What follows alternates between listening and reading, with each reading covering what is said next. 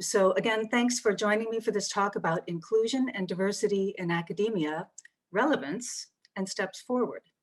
So first, I'd like to share with you the perspective that I'm coming from when I talk about these things. NeuroCure is a cluster of excellence. That means it's a third-party funded project in the neurosciences at the Charité Universitätsmedizin in Berlin. We're in our third round of funding, actually. So we've been funded since 2007 by the German Research Foundation. We've been around for a while. Currently, we have 24 PIs, and one of them is Emmanuelle Charpentier. So we also share that in common. Really happy about her fantastic achievement with her colleague. And in this current funding period, we also intend to hire, hopefully, 10 new junior group research leaders. And beyond that, we're also associated with a broader community of neuroscientists working at the master's, PhD, and postdoc level. So as Marta mentioned, since about 2017, there's been a dedicated equal opportunity officer, that's me, in the cluster. But as mentioned, I've been around since 2008 in the cluster, and I've had an opportunity to see how the whole concept of equal opportunity has evolved, something that Frauke touched on, and I'm just going to talk about the same thing kind of from another angle. So since we are a third-party funded organization, we're very keen to understand what the funding organization wants from us. What are their evaluation criteria? What do we have to deliver in our research proposals?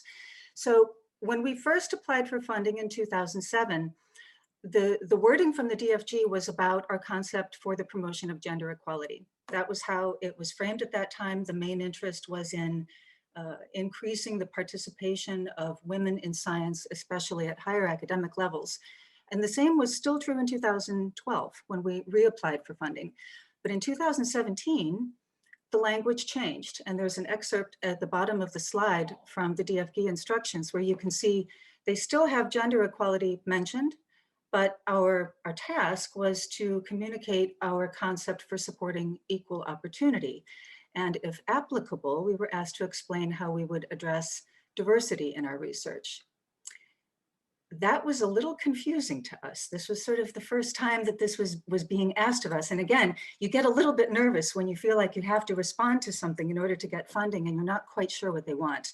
And I have to say also that at the time, the DFG, perhaps purposely, was not very specific about what they meant by that. And we also had the same questions that Frauke referred to. Is it enough that we have a good program for the gender aspect of diversity, or do we need to include more? And if so, what? And one interesting aspect of that challenge is that we didn't really know much about diversity at that time. It was a relatively new field. The concept itself is not difficult to understand, but it's not an area in which many people were very involved. So it was new, and we had to get from 0 to 100 in a relatively short period of time. In other words, how were we going to educate ourselves more about this idea of diversity? Very much a learning by doing process, still a work in progress process, I must say. And we did the usual things that you would expect to do. We read articles and attended conferences and webinars. But we also observed very closely what our host institution, the Charité, was doing. And one reason for that is because I believe it's actually important to stay in alignment with what your host institution stands for and is doing. But also, maybe, just maybe, we wouldn't have to reinvent the wheel with some things. It's just possible that the Charité at an institutional level was already on the job. And through our general reading, listening, and looking at the Charité, it became clear that there were certain concepts about diversity that occur again and again, things that you see again and again. And I guess we sort of adopted for ourselves a particular set of focus areas that we found particularly interesting or appealing, or that we felt we could integrate fairly easily into our existing systems. And one of the key concepts and principles is very, very strongly supported by the Charité as expressed in their diversity mission statement, which was published in 2017, again, very close to what the Max Planck Institute was doing about a year later. And the focus point of the Charité is to create an atmosphere of acceptance that goes beyond tolerance, of respect and appreciation for people from different backgrounds in their community. Very, very important, because that creates the foundation or the atmosphere in which it's possible for inclusion to take place. And I heard a very nice metaphor for inclusion recently, and that is, it's not just being invited to the party, it's being asked to dance. In other words, inclusion has something to do with feeling so much a part of your community. There's so much of a sense of belonging that there's easy interaction between different groups of people. Another idea that we pay a lot of attention to, or we try to pay a lot of attention to, is the idea of representation. And to explain that in simple terms, I would say, wherever you are in your organization, look around you. Who's there? Who's not there? In the decision-making bodies, who's at the table? Who's not at the table? When your organization presents itself to the public, what face do you show to the public? And is it possible to, when you look at that, is it possible to mix it up in some way? The concept of equal opportunities gets a special place on this list, because I have to say, for me personally, my understanding of that term has also evolved over time. Earlier, I used to think of equal opportunities as being more or less of a synonym for gender equality, just like interchangeable terms, but I don't see it that way any longer. I see gender equality as an expression of a goal, and equal opportunities rather as a set of measures or conditions that help to level the playing field so that people from different situations have an equal chance to succeed in a competitive field. Science is a competitive field, or academia, and also to have equal access to resources and programs. And finally, we're also very interested in promoting awareness of unconscious bias. Briefly, all of us have a set of beliefs that we hold consciously, but in addition to that, we inherit or absorb an enormous amount of information from the cultures that we've grown up in, from the particular homes that we've grown up in, from advertising. And those things also form beliefs, but perhaps at an unconscious level. The thing is, however, that our unconscious beliefs also influence our decision-making and can, if you're not aware of them, lead to discrimination. And discrimination can be based on a number of different factors. Here I have to say that I borrowed this lovely colorful pie chart from the Charité and translated the terms in German into English. You can see that you can also be discriminated against on the basis of your social background or disability, race or ethnicity, age, religion, worldview, or sexual identity or orientation. And here again, as Frauke did, I refer to the AGG, which is the German anti-discrimination laws, which help us to have some reference points for how to think about the ways in which people might be disadvantaged or discriminated against. So pulling this all together, I would say that over time, we've developed an approach to promoting diversity, which basically involves striving for participation and inclusion of diverse groups through support for equal opportunity and through cultivating an atmosphere of respect. It turns out there are lots of good reasons for doing this. If the through line, one of the through lines for tonight's event is relevance of diversity in science, there's a lot of relevance from a number of points of view. Certainly there are moral considerations. I actually met the organizer Marta at a conference a year ago called I Scientist in Berlin, where we heard, among other things, talks by speakers from the LGBTQ community where they shared their experiences of trying to succeed in science while at the same time being themselves, and how incredibly difficult that was. It was actually heartbreaking to listen to some of the challenges that they faced. And my colleagues and I came away from that experience really dedicated to creating an atmosphere in our sphere of influence where people would feel completely free to be who they are as they pursue their career in science. Another good reason for diversity in science is that it counteracts a loss of talent and a waste of resources in the so-called leaky pipeline. In this graph, this represents Germany in 2018, so fairly current, across all academic fields. And the points on this scale represent different points along the career path. The pink line represents women, somewhat stereotypically, the blue line represents men. And you can see at about the fourth point in from the left, that's university graduates. And men and women are both at about the 50th percentile, which reflects the overall population. However, the further up you get the career pipeline, the more women drop out. There's a significant decrease in their participation. And by the time you get to the highest position, they are at under 25%. That's across all fields. In science, it's worse. I think in the neurosciences, it's around 19%. In any event, when I look at that, I see a huge loss of very highly trained talent. That seems to me to be something to work against. Diversity also produces stronger research. There's a growing body of evidence for this, and it therefore increases the value of research for the public and for public health in particular. And it makes sense because if you have more diverse, more representative groups of researchers working together, they bring different experiences, different questions, an awareness of different needs to discussions about what research topics should even be done in the first place, or how you approach the research topic, or who you might include in a clinical study. And to give you some examples of successes of gender diverse groups, they now have made great insights into the ways in which heart attacks and heart disease manifest in women, which is different from the way it manifests in men. That, of course, leads to better diagnostic options and hopefully to earlier intervention.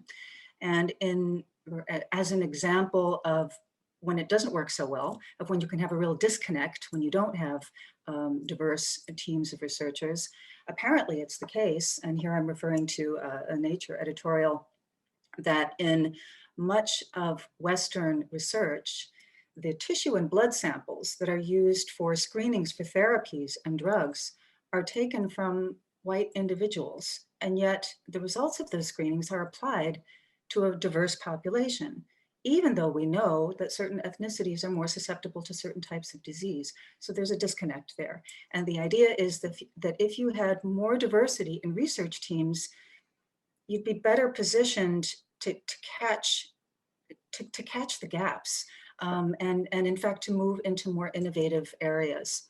Along similar lines, more diverse groups in the tech or the engineering region would help us to create products and services that would address more users' needs. And a really interesting example here is seatbelts.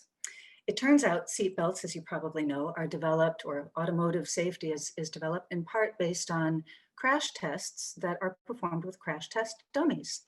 But for decades, crash test dummies have been modeled based on the average of a male body, and only the male body. And that has been taken as the norm. Seatbelts have been developed as a result of that. Unfortunately, those seatbelts are not optimal for women or for children. And in fact, they're actually dangerous for pregnant women. So I saw on a wonderful website called Gendered Innovations out of Stanford, where they talk about some gender diverse groups and what they're doing. There are actually now projects working with inclusive crash test dummies, and they're rethinking the standards and reference points and models for safety, taking into account different body types. So how are we at the Cluster of Excellence NeuroCure integrating diversity more into our program?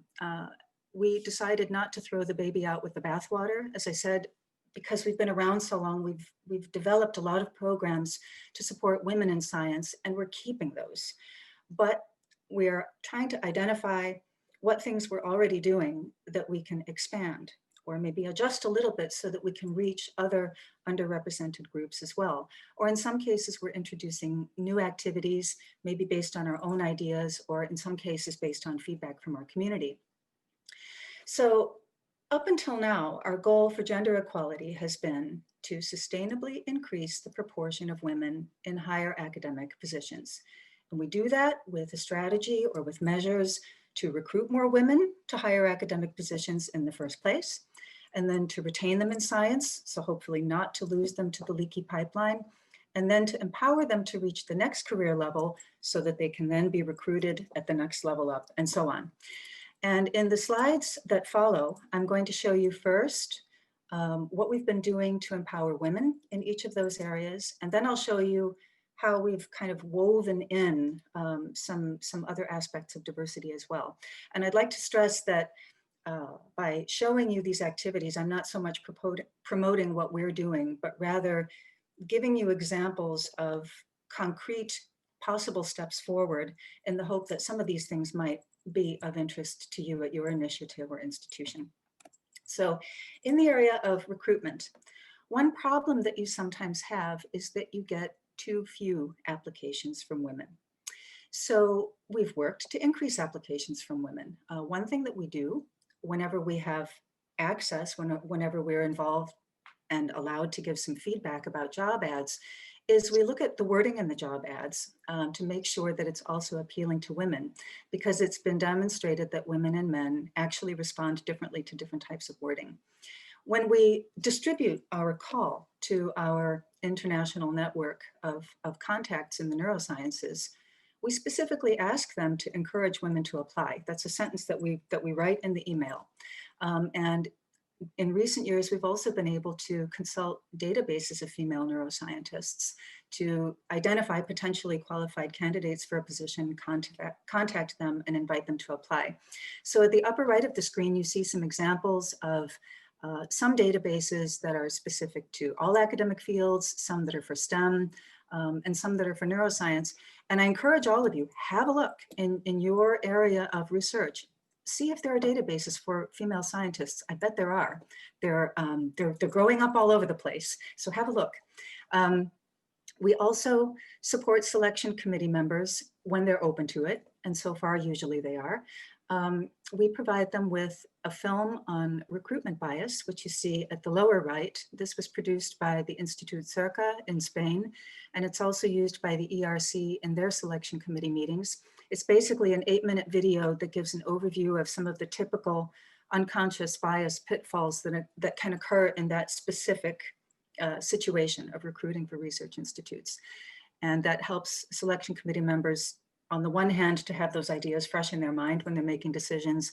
And on the other hand, it also gives them kind of a shared reference point to talk about it if they want to. We also encourage selection committee members to see which applicants, men or women, have children. And if they do have children, and if they took a time out for children, to calculate their academic age. What that means is you look at how many years it's been since their PhD, and then if they took a time out for children, give them a time credit for that, subtract that, so that you can compare candidates with children and candidates without children more fairly. Again, that's an equal opportunity measure, leveling the playing field, so that when you're measuring productivity in terms of publications within a certain time frame, you're looking actually at comparable numbers. We try, when possible, to be present at meetings and candidate interviews to send a message that we take this topic seriously, and also to be on hand in case anyone has questions. And finally, the board of directors of NeuroCure is really active in finding solutions whenever there are dual career needs, so that we can actually hire the person that we want to. And although it's a little bit difficult to say which activities had which result, it is a fact that so far we've hired 6 junior group leader positions, and the first 5 were women.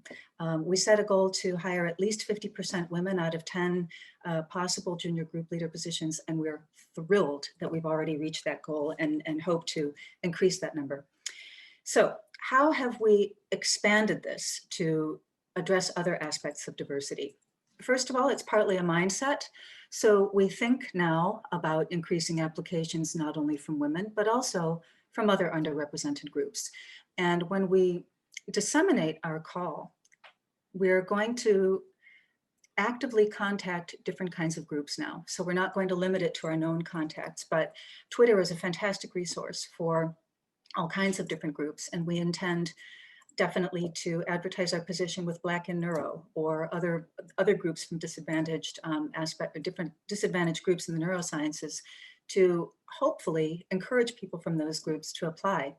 Another thing that we've done that might be of interest to some of you, we've actually contacted societies of neuroscience in other continents and disadvantaged groups. So I should back up and say that certain groups have been recognized as being underrepresented in neuroscience. That includes Black and African American, Latin American and Hispanic, I think Hawaiian, Native American and Pacific Islanders, and I think that might be it. In any event, the point is that there are societies out there, probably in your fields as well, and you can contact them. And what we've done is say we would like to invite applications from more diverse groups. Will you help us? If we send you our call for applications, would you be willing to distribute that to your network? And they've all said yes, they're all willing to help. When we send out our email with the call for applications, of course, we'll also encourage our contacts to encourage women and other underrepresented groups to apply.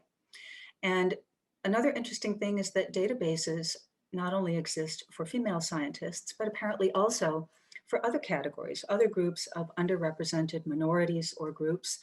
Recently, I discovered Black in Neuro has a database, 500 Queer Scientists has a database. So there are lots of places to look. In terms of selection committees, evaluating, or rather calculating academic age is already a measure that hopefully will alleviate some potential discrimination of people who are applying at a slightly older age maybe than selection committee members expect to see for certain positions. One thing that I can do now when I'm present at a meeting is introduce myself as an equal opportunity and diversity officer. That gives a signal not only to women, but also to people who might have other issues, that there is an ally in the room. And in terms of dual career, obviously we also make efforts for same-sex couples as well. In terms of retaining women in science, I cannot overstate the importance of measures to combine career and family. It's critical. If you don't have childcare, you can't work. It's really that simple. And especially in COVID times, it's a very crass distinction. So we have support that we offer to new recruits for finding kitas and schools when they arrive in Berlin. We also offer emergency and extended childcare through our partner Kids Mobile. And something new that we're doing, and this is actually along similar lines with something that the Charité is doing, we're doing it in English, the Charité offers this more in German. When a woman is pregnant, a female scientist is pregnant, often she thinks about how she's going to do her parental leave, but it's also important to plan your return. The word I've heard from some of my colleagues in Equal Opportunity in Berlin is that women who have a plan to return from parental leave are actually more likely to do so than women who don't have a plan. So we've listed a few ideas of things to think about in terms of how you're going to stay in touch with your lab when you're away. What kinds of things you need to clarify or communicate with your boss to regulate how you might come back, authorship issues that you might need to discuss. And it's also an opportunity to talk about resources that are available to a mother-to-be and to answer any questions or concerns that she might have at that very vulnerable time. And that's available on our website. Measures that we now do to try to communicate that we want to keep other members of our community in science. We're sending messages that we support diversity. We're doing that by having a new diversity section on our website. You can see at the bottom right there some of the topics that we provide information about. We also try to use gender neutral and accessible language on our website that primarily relates to the German. In terms of gender neutrality, also like the Max Planck Institute, we're trying to get away from a binary discussion about gender and recognize that there are more gender identities than male, female. There are other identities in between. And a very popular way of recognizing that in the writing level is through the so-called gender star, Gendersternchen.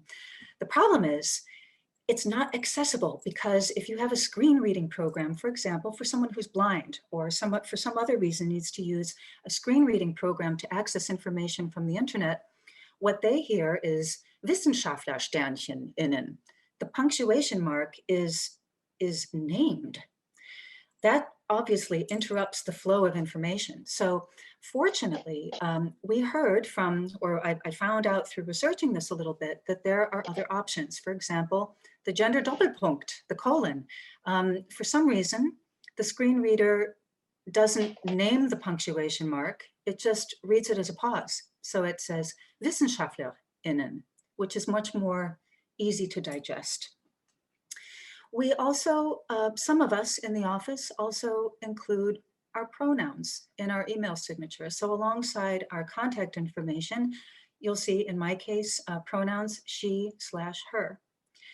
And the reason we do this is an act of solidarity, basically, with our trans colleagues out there, or people who might be wishing to contact us, because the more people who do that generally, the easier it becomes for them to do that. It makes it less uncomfortable and awkward. So we very much support them in that.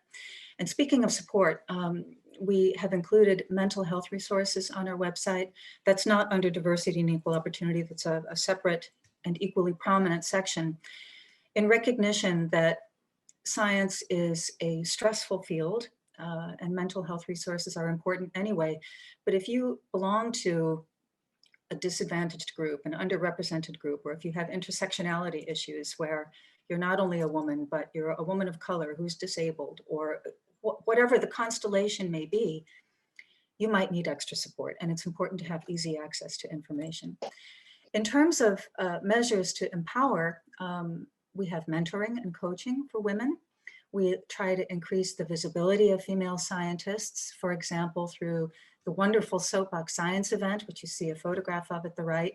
Over the course of 3 hours, 12 scientists, 12 female scientists from different scientific areas literally get on a soapbox and tell the public, the unsuspecting public that's just walking by, about their science projects in simple, entertaining terms. And so the public gets a chance to hear about lots of different science projects, but at the same time, they're seeing women active in science. And for young people, that's particularly important. That can be just the thing that inspires a young girl to think, oh yeah, if they can do that, I can do that. So we're really, really happy to continue supporting Soapbox Science in Berlin. By the way, Soapbox Science is in lots of cities. So if you see a program near you, sign up to be a speaker. It's really great fun. Databases for female scientists, which I've spoken about earlier, are actually really good mechanisms for especially early career scientists, or more advanced, why not, to make themselves more visible to potential employers. So we encourage young people in our community to sign up, put themselves out there. In addition, whenever it comes time to ask in our community, could you please suggest guest speakers for our next seminar series? We encourage them also to suggest female speakers. And just in case they can't think of anybody, we send a link to those famous databases of female scientists so they can have a look. And I'm really happy to say that for the first time ever, after years and years of having the so-called neuroscience colloquium, for the first time ever in the last round, we had 50%, actually over 50% female speakers. I hope that trend will continue. And finally, we offer an in-house unconscious bias training that I'll tell you more about in a moment. How we're expanding this, in terms of mentoring, I'd like to mention that although we do have a mentoring program or we have a cooperation with the mentoring program of the Charité that is specifically directed towards female scientists. In addition to that, we also offer mentoring within the cluster of excellence with senior NeuroCure PIs for all junior group research leaders, regardless of their background and where they come from. It's very important that there not be sort of informal mentoring that takes place, or we don't want a situation where some people have access to mentoring and others don't, because it's such an important career development support. In terms of visibility, Soapbox Science is really just a fantastic platform also for the visibility of other underrepresented groups in science, because women are not, frankly, women are not just white women. They come from all over the place. They come from different countries. They have different life situations. Women are older, younger, all kinds of different things coming together. And they are, by virtue of the format, visible to the public when they speak. We're working closely with the Soapbox Science Berlin team to emphasize that fact through creating a new graphics profile with them. And you can see at the bottom right, a postcard that we've developed together with them that very much shows that women can be coming from different backgrounds and still be working in science. When we encourage early career researchers to sign up for databases, we can now point out that there are databases not only for female scientists, but also for other groups as well. And when we encourage our community to suggest more diverse guest speakers, we can make a point of saying, yes, please, also people of color, also international, also this, also that.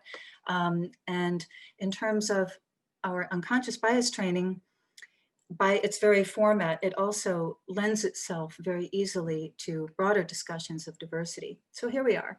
This is a workshop activity for gender equity simulation, also known as WAGES, which was developed in the United States at Penn State University, and which we purchased and brought over to Germany. We understand that we are the first ones in Germany and the second ones in Europe to have it, for the simple reason that it's a real pain in the neck to ship it.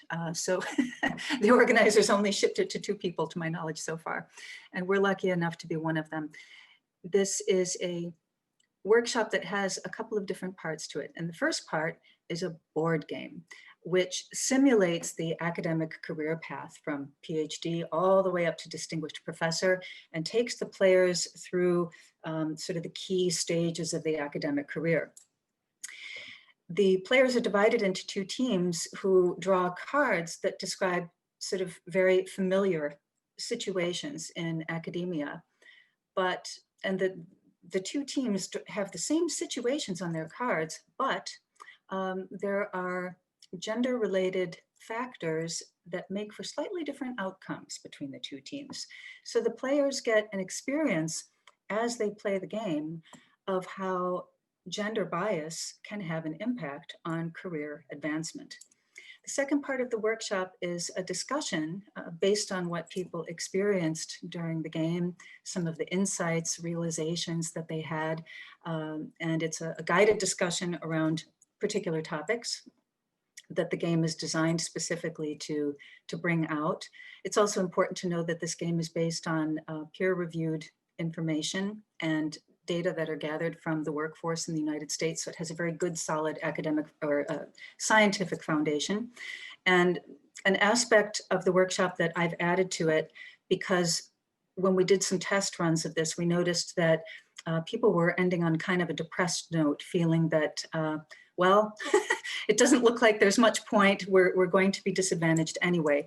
So we end on a positive note with our workshop. There is a brainstorming at the end where people think together as a group about what they can do to get better at noticing gender bias, what they can do to call it out when they see it, how can they be better allies to each other, and as they move forward, if they're early career researchers, can they take this awareness with them so that when they're leaders and making decisions for their groups, they can bring this awareness with them. So far, we've done this with administrators and with early career researchers, master's, PhD, and postdoc levels. We haven't yet done it with PIs. We hope to do that in the future. COVID has dampened those plans for the moment, but I'm hopeful that in the future we will be able to do that. In any event, those are the things that I wanted to present to you this evening.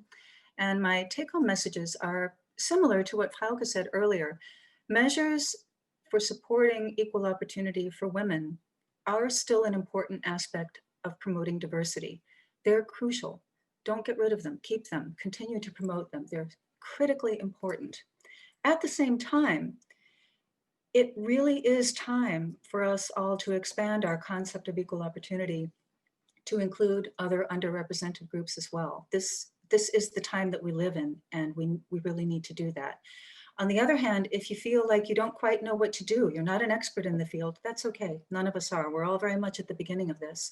And it takes courage, it takes stepping outside of the box, especially because you sometimes don't really know what you're doing, but don't be afraid to try things, even if you're not knowledgeable already. Talk to colleagues, give things a try, see what kind of feedback you get from your community, and that will take us all forward. My final slide is some resources recommendations. If you'd like to get some more information about the things I talked about, you can have a look at our website. But I also definitely recommend that you look at gendered innovations in science, health and medicine, engineering, and environment. That's a website out of Stanford that looks at some of the problems of not having gender diversity in those areas mentioned, and presents certain projects that are working in gender diverse groups and showing the cool things that they're doing. I also recommend a book by Carolyn Criado Perez called Invisible Women, exposing, yep, there it is in the German version, exposing data bias in a world designed for men.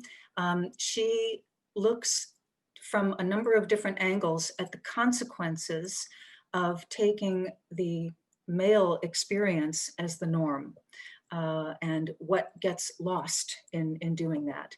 And finally, if you'd like to get some insights into the LGBTQ+ experience in academia, I recently read a very nice article on that by Bustani and Taylor. These are just a few places to start. There's a lot of material out there, but I thought perhaps this would be of interest to the group. And with that, I thank you for your attention. And I also thank my many allies, because work in diversity is not a solitary experience. We all very much depend on the support of our colleagues near and far. I'm very grateful to the NeuroCure Board of Directors because, as Frauke said, equal opportunities and diversity is a leadership issue. If you have the support of the people who hold the purse strings and who give the go-ahead, who give the green light, you can really do a lot. And I'm also very grateful to my direct colleagues and also to the institutions at the Charité that we cooperate with and with other initiatives in the area. So thank you very much for your attention.